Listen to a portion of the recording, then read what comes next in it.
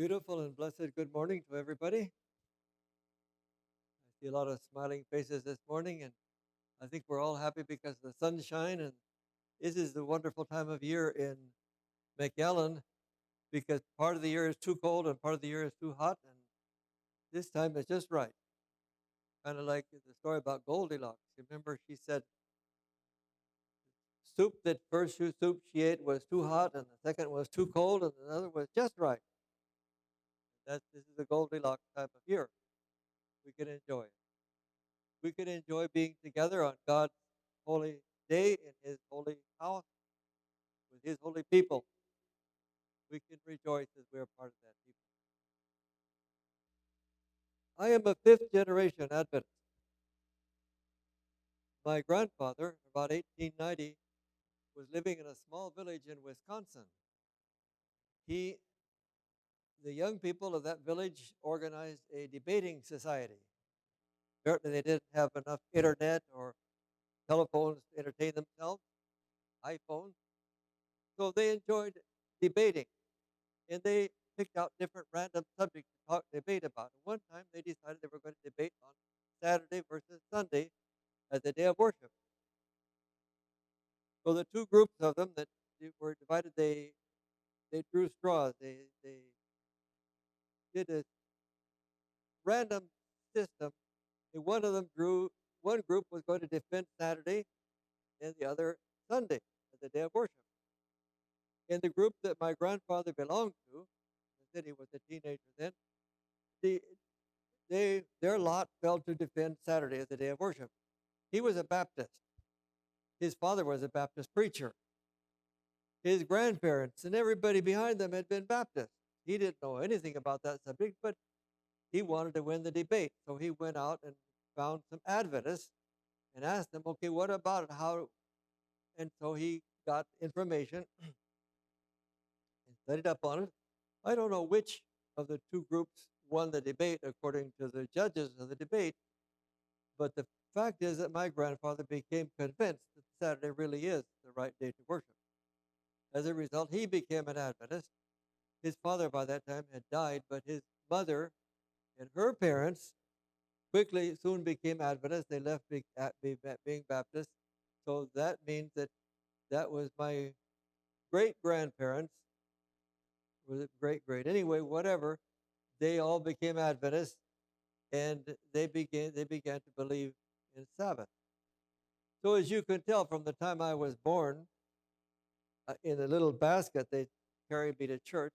When I was a little boy, they had me stand on a chair or something and recite the memory verses on 13th Sabbath. All these wonderful Adventist things. We were vegetarians. We kept Sabbath very carefully. We loved the Lord. It was a wonderful thing. We enjoyed that. And I grew up, and finally, after very long, difficult decision, decided to study theology and become a pastor. I finished the theology course, but as I began toward the end of the theology course, some thoughts began to come into my mind. Well, this is all I've ever known. This is all I've ever studied. I've never studied what anybody else thinks about it. Is this really true? How do I know it's really true? And you may think that that's very strange that somebody who has studied theology and has grown up in all this would still have that kind of thoughts. But I don't know. Maybe some of you sometime have thought to yourself, I wonder, what is it that convinces us? What is it that convinces you personally that this is right, that this is the true church, that we have the truth, that what we believe is really true? We read the verse that says in the King James, Peter says, we have not followed cunningly devised fable. That's the King James. We have not followed clever stories that somebody made up. But Peter says he's telling the believers about this in his second letter. He says, when we talk to you about the glorious second coming of Jesus, We were not making that up. It's not fiction. This is really true. Why does Peter say he believes it? Because I saw the glory of Jesus. He's referring to the transfiguration. He's referring to that dark night when the night was lit up by the glory of Jesus. He saw Jesus, his clothes were so white that nothing could compare with the brightness and the splendor of Jesus. The humanity of Jesus was suddenly made invisible by the divinity of Jesus. We saw it, he said. And this makes me know for sure that the second coming, the glory of where the heavens will be lighted up, will be true. This is a fact, he said. But now, he goes on. We read to verse 18. Verse 19 says, we have the more sure word of prophecy. There is something even, Peter saw Jesus. He saw the glory of Jesus. But you and I didn't see that. All we have is Peter's account of it. We have it written down. But there are a lot of things written down that somebody made them up. Somebody made that up. That's fiction. But we have, he says, something that you can count on that's even more certain,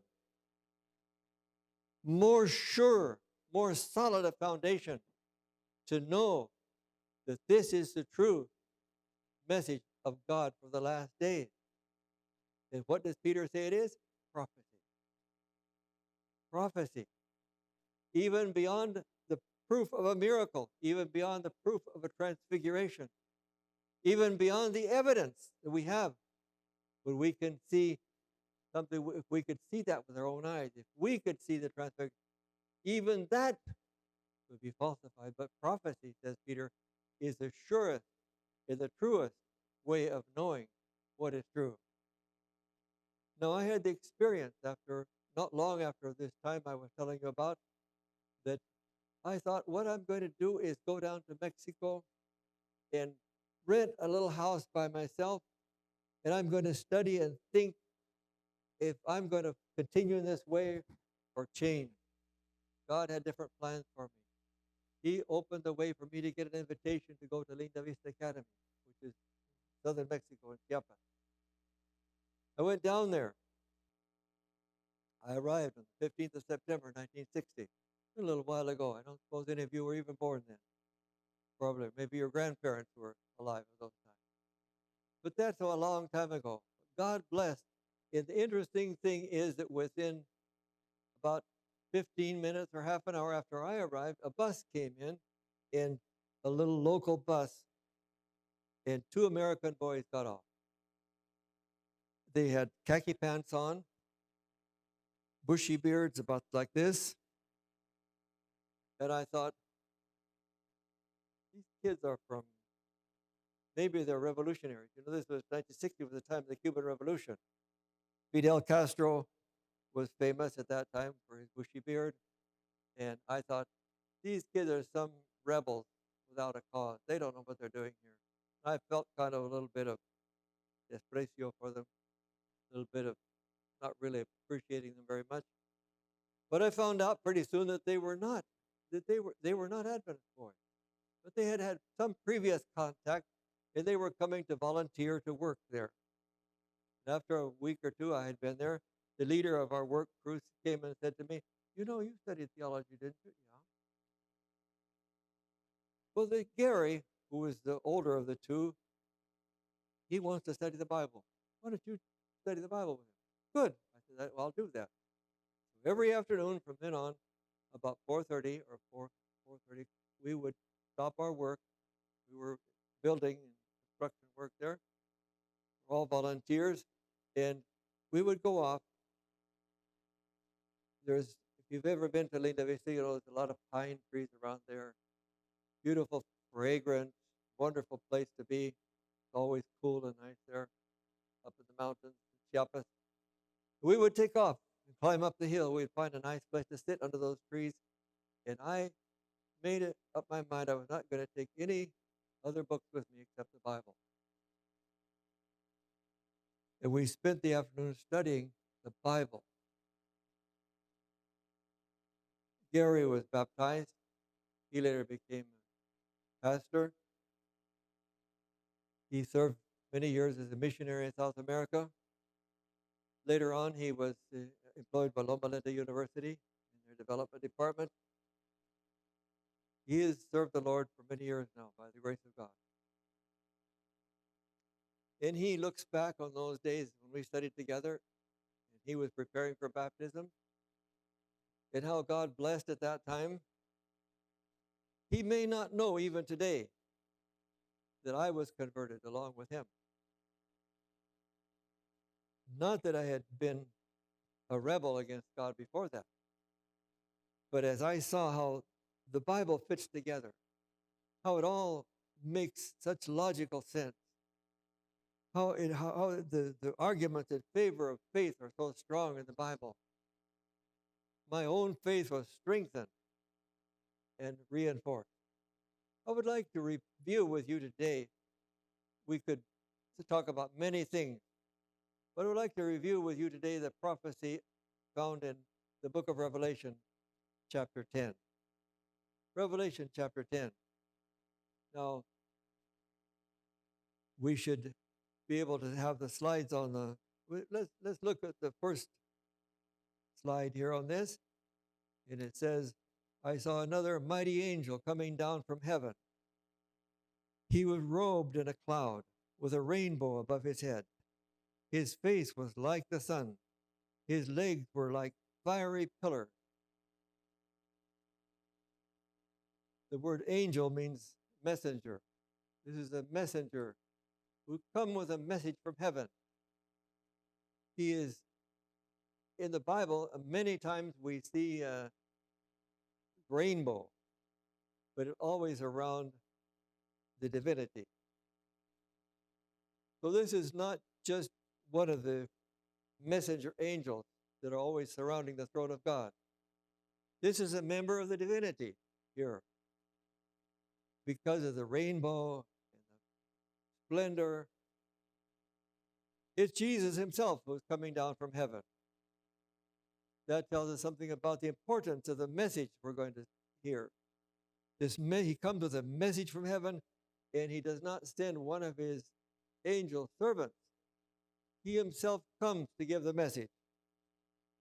And his face was like the sun, his legs were like fiery pillars. Now, verse 2.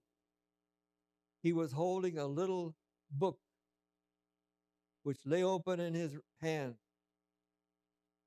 An open book in his hand. And the word little is a small book. A small book that he has in his hand. He planted his right foot on the sea and his left foot on the land. Now, if you think of the earth we live on, and we think of the sea and the land, what else is there? Nothing. That's it.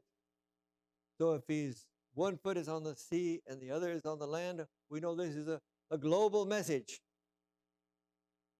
A global message. We're trying to open up this prophecy of chapter 10 and see what is going on here and what is the meaning of this. One foot on the sea and the other on the land. And to stand on it means it refers to dominion. It refers to that he is in charge. He is over that. That is his responsibility. One foot on the sea and the left foot on the land. And he gave a loud shout like the roar of a lion. And now it says, it refers into the seven thunders. We're not going to go into the seven thunders right now, but we want to focus a little bit on what we're doing. In verse 5, we see the message that he's bringing. And then the angel I had seen standing on the sea and on the land raised his right hand to heaven. And he swore by him who lives forever and ever, who created the heavens and all that in them is, in the earth and all that in them is, in the sea and all that in it is, and said, here is a message. We have a heavenly messenger. He comes down with great splendor, great light, glory. He comes down from heaven to bring a message. And what is the message? Here is his message. He solemnly declares it. He declares it in the name of God Almighty. And here is his message, that there would be no more time. Time would be no longer. Now, when we see these things and we remember the ties between the book of Revelation and the book of Daniel, and our mind will go back then to the book of Daniel. Daniel chapter 12, verse 4.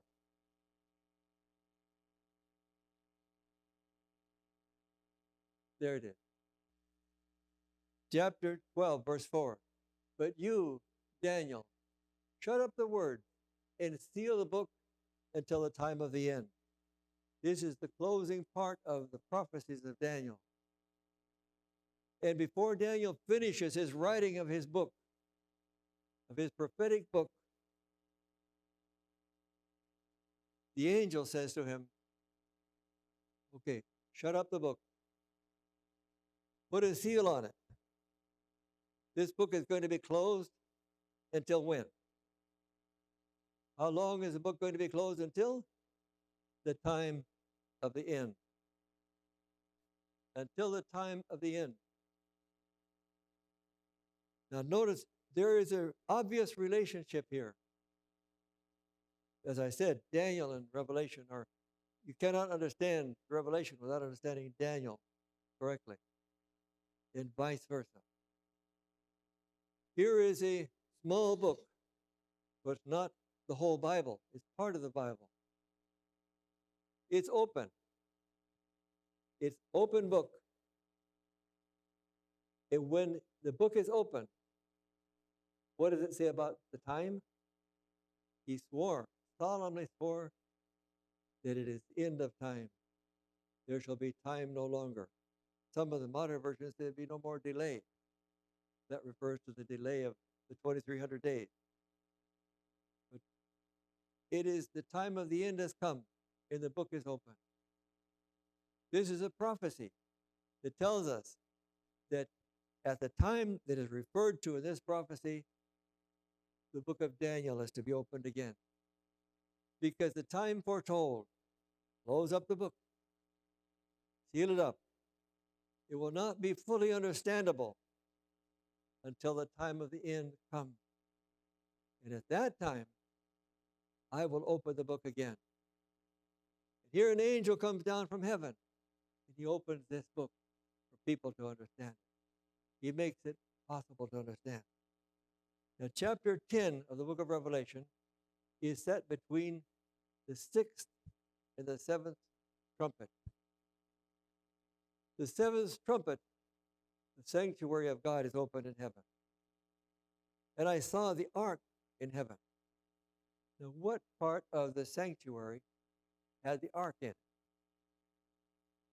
The most holy place. In the most holy place was opened when? Only on the Day of Atonement. It was closed all year long. But the prophet is looking, and he sees the sanctuary open, not only the first veil, the second curtain is open too, and he's able to look in and see the Ark of the Covenant.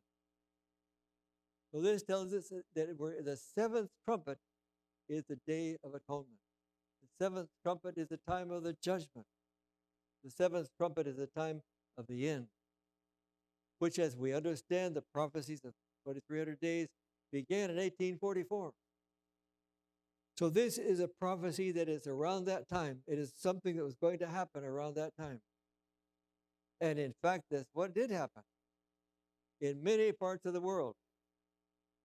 In England, a society was called the Second Advent Society was organized. Henry Drummond, a member of Parliament, became one of the patrons of the society. Many other people, it was widespread, were studying the prophecies at this time. Joseph Wolff, a German Jew, became a Christian. He began studying and preaching the prophecies of the end time. In South America, Manuel de Jesus Lacunza, a Chileno, studied the prophecies, and he wrote a book called The Segunda Venida de Cristo en Poder y Gloria. He studied the prophecies of Daniel. All these people were studying the prophecies of Daniel in order to understand the time in which we're living. And although they did not coordinate with one another, but one or another began to study about the second coming of Jesus. And most of them agreed it would happen around in the 1840s. They thought it would be a few years from their time. This was the beginning of the century. They were talking about these things. The book of Daniel began to be opened again at that time in history. In the United States, we know the story of William Miller. He was a deist. The deists believe in God, but they don't believe in the Bible. They don't believe in miracles. They don't believe in Jesus as the Messiah. They don't believe a lot of things, but they believe in God. That's the main thing they believe in. He had become a deist. But as he decided that he was not really convinced by the arguments of deists after all, he decided to study the Bible for himself. And he started in the book of Genesis, going verse by verse by verse, and he decided to not go any farther until he could understand what he had studied at one point. And as he studied, time went by, several years passed in this process as he was studying the Bible. And he came to Daniel, the book of Daniel, and he came to the book chapter 8, 8:14 especially, where he studied about the time of judgment, the time of the end, the time of the prophetic time. And he wanted to understand the meaning of it under 2,300 days.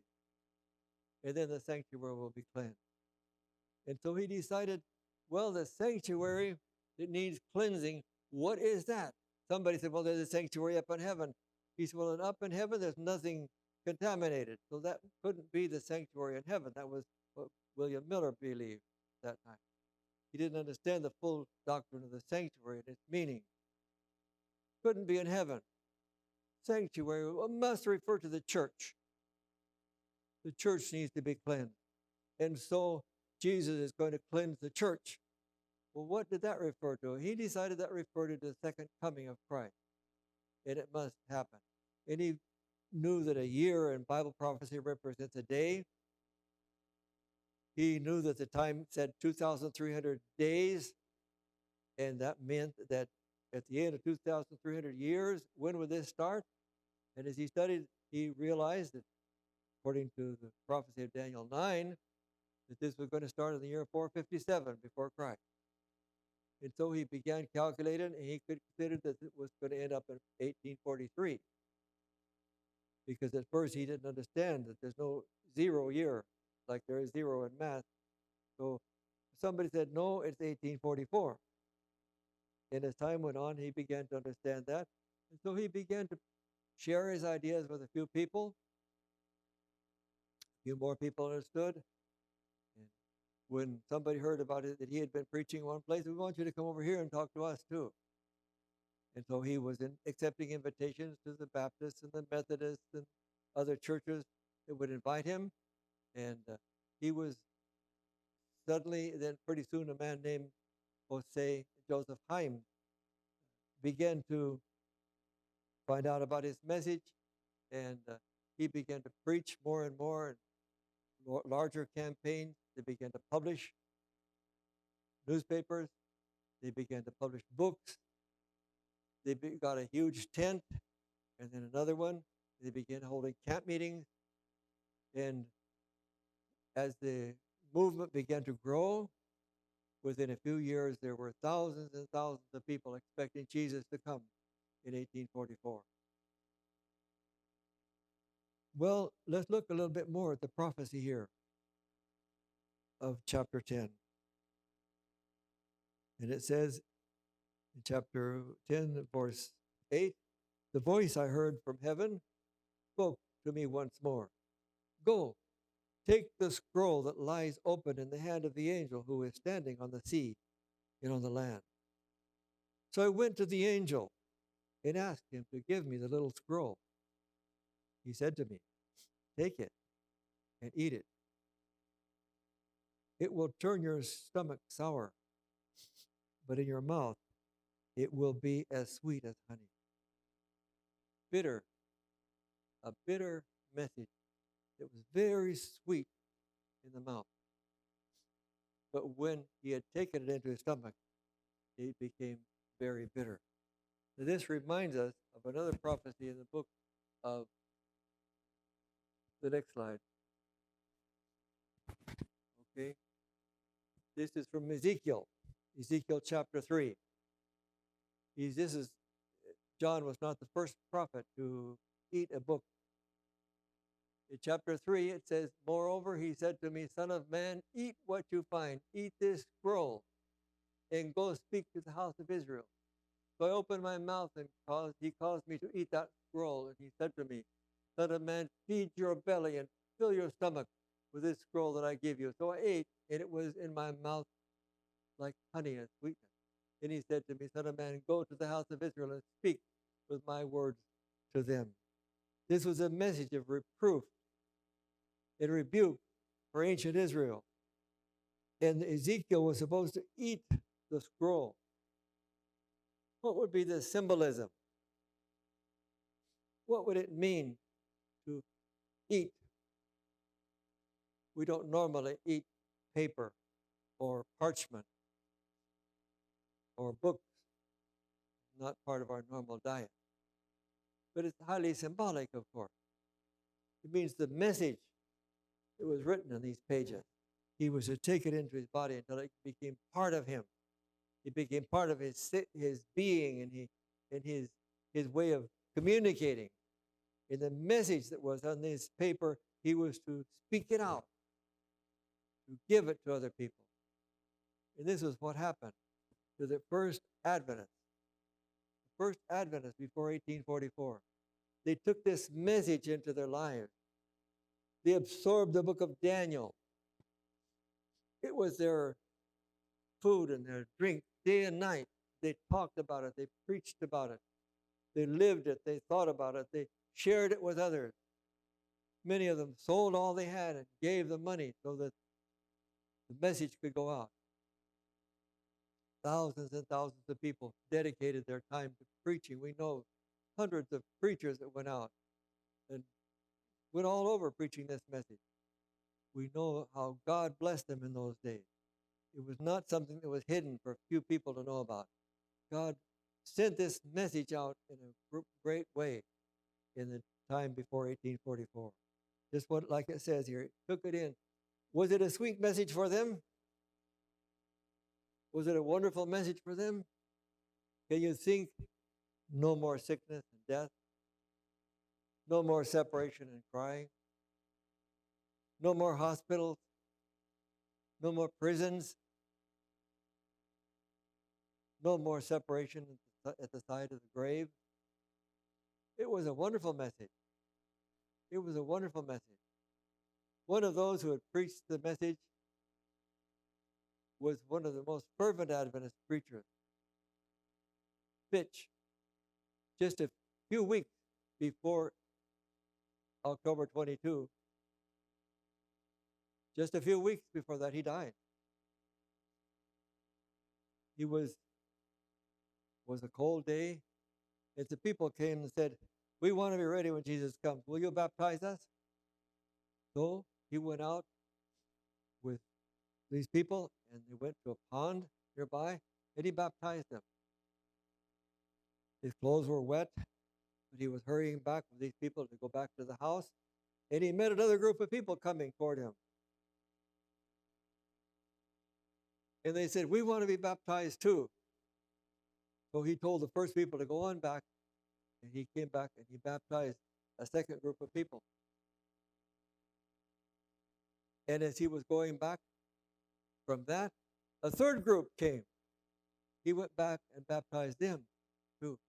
By this time, he had been in his wet clothing in the cold wind. Beginning of October in New England, it was cold, and he was very cold. He got back and he was shaking with cold. He was shivering, and he was sick that night. And the next morning, he had pneumonia. In those days, pneumonia was almost always a fatal disease. And just 3 or 4 days later, he died from his pneumonia. This was reported in the Adventist newspapers of the time, but they said, Sister Fitch is not crying. She's shedding no tears. Why? Why wasn't she crying? Just 10 more days. Jesus was coming back. She would be reunited with her husband again. Can you think how much she would have cried on October 22 when Jesus didn't come back? All of them. All of them. All of them. Hiram Edson said, when the clock struck 12, we began to weep, that I've never wept like that in my life. I have never in my life cried so much. They cried until daylight began to break.